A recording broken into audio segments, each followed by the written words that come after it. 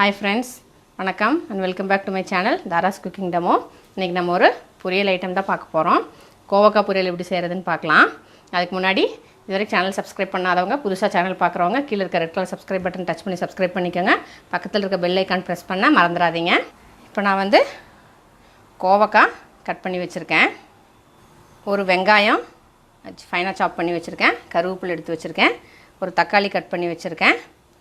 டிஷ்ஷுக்கு தேவையான மஞ்சத்தூள், காரத்துக்கு தேவையான மிளகாத்தூள், நார்மல் ரெட் சில்லி பவுடர், அது டிஷ்ஷுக்கு தேவையான உப்பு, தாளிக்கிறதுக்கு எண்ணெய், கடுகு, உளுந்து.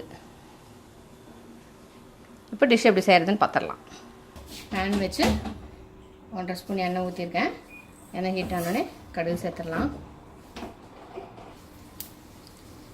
கடுகு புரிஞ்சிருச்சு. இப்போ உளுந்து சேர்த்துடலாம்.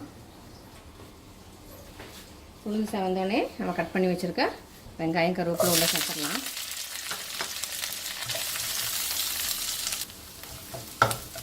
வெங்காயம் வதங்கினோடனே நம்ம கட் பண்ணி வச்சுருக்க தக்காளி உள்ள சேர்த்துடலாம். ஒரு மிக்ஸ் பண்ணிவிட்டு மஞ்சத்தூள் சேர்த்துட்டோம்னா தக்காளி சீக்கிரம் வதங்கிடும்.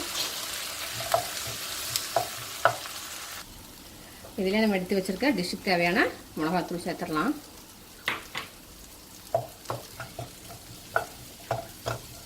அது எண்ணெயிலே நம்ம எதுக்காக வதக்கிறதுனா அந்த டிஷ்ஷுக்கு ஒரு நல்ல கலர் கொடுக்கும். அதுக்கு தான் எண்ணெயிலே வந்து நம்ம அந்த மிளகாத்தூள் போடுறது. இல்லை நம்ம எடுத்து வச்சுருக்க கோவக்காய் சேர்த்துடலாம். சேர்த்துட்டு நல்லா கலந்துடலாம்.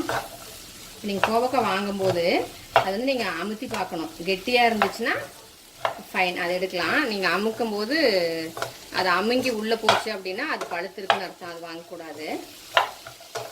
அதே மாதிரி கோவக்காய் இருக்கிற பெனிஃபிட்ஸ் பார்த்தீங்கன்னா நிறைய விட்டமின்ஸ் இருக்குது. ஸ்பெஷலி விட்டமின் B1 இருக்குது. டயாபெட்டிஸ்க்கு ரொம்ப ரொம்ப அருமையான ஒரு காய்ங்க இது. அப்புறம் டயட்டில் இருக்கவங்க தாராளமாக வந்து கோவக்காய் டயட்டில் சேர்த்துக்கலாம். டைஜஷனுக்கு ரொம்ப நல்லது. நம்ம கிட்னியில் ஸ்டோன்ஸ் ஃபார்ம் ஆகாமல் இருக்கிறதுக்கு கோவக்காய் வந்து ரொம்ப ஹெல்ப் பண்ணுது. நல்லா வதக்கியாச்சு. டிஷ்ஷுக்கு தேவையான உப்பு சேர்த்துடலாம். உப்பு போட்டுட்டு கலக்கிட்டு இப்போ காய் வேகிறதுக்கு உண்டான தண்ணி சேர்த்துடலாம். இப்போ நான் வந்து இதில் தக்காளி சேர்த்துருக்கேன். உங்களுக்கு கொஞ்சம் லைட்டாக ஒரு மசால் மாதிரி வரும். இதில் உங்களுக்கு அந்த மாதிரி வேண்டாம், நார்மலாக பொரியல் மாதிரி வேணும் அப்படின்னா நீங்கள் தக்காளி அவாய்ட் பண்ணிவிட்டு வெங்காயம், அதுக்கு பதிலாக தக்காளிக்கு பதிலாக பச்சை மிளகா சேர்த்துக்கலாம். காரத்துக்கு நான் வரமிளகாய் தூள் சேர்த்துருக்கேன். அதுக்கு பதிலாக பச்சை மிளகா சேர்த்துட்டிங்கன்னா உங்களுக்கு கொஞ்சம் ட்ரையாக பொரியல் மாதிரி வரும். இது வந்து கொஞ்சம் லைட்டாக மசால் மாதிரி வரும். க்ளோஸ் பண்ணி வச்சிடலாம், வேகட்டும். இப்போது தண்ணியில் நல்லா சுண்டி காய் நல்லா வெந்துருச்சு. உப்பு காரம்லாம் டேஸ்ட் பார்த்து எல்லாமே கரெக்டாக இருக்குது. இப்போ நான் வந்து தக்காளி மிளகாத்தூள் போட்டனால உங்களுக்கு ஒரு மாதிரி லைட்டாக ஒரு மசால் கோட்டிங் மாதிரி இருக்கும்.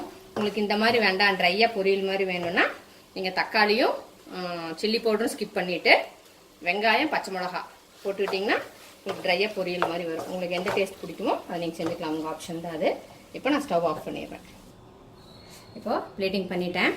கலரு பார்த்தாலே அவ்வளோ அப்டைசிங்காக இருக்குதுங்க. கண்டிப்பாக ட்ரை பண்ணுங்க. ரொம்ப ஹெல்த் பெனிஃபிட்ஸ் உள்ள ஒரு காய் இது. டயபெட்டிஸ் பேஷண்ட் கண்டிப்பாக ஷுவராக எடுத்துக்கலாம். வாசமும் அவ்வளோ நல்லா இருக்குது. வீடியோ பிடிச்சிருந்தா லைக் பண்ணுங்கள், ஷேர் பண்ணுங்கள், கமெண்ட் பண்ணுங்கள். சேனல் வரைக்கும் சப்ஸ்கிரைப் பண்ணாமல் இருக்கிறவங்க ப்ளீஸ் சேனல் சப்ஸ்கிரைப் பண்ணிடுங்க. பக்கத்தில் இருக்க பெல் ஐக்கான் ப்ரெஸ் பண்ண மறந்துடாதீங்க. எங்கள் வீடியோட அப்டேட்ஸ் உங்களுக்கு நோட்டிஃபை ஆகும். என்னோட எல்லா வீடியோஸும் நீங்கள் மிஸ் பண்ணாமல் பார்க்கலாம். இன்னொரு வீடியோவில் மீட் பண்ணலாம். until then stay blessed and be happy always. Thank you.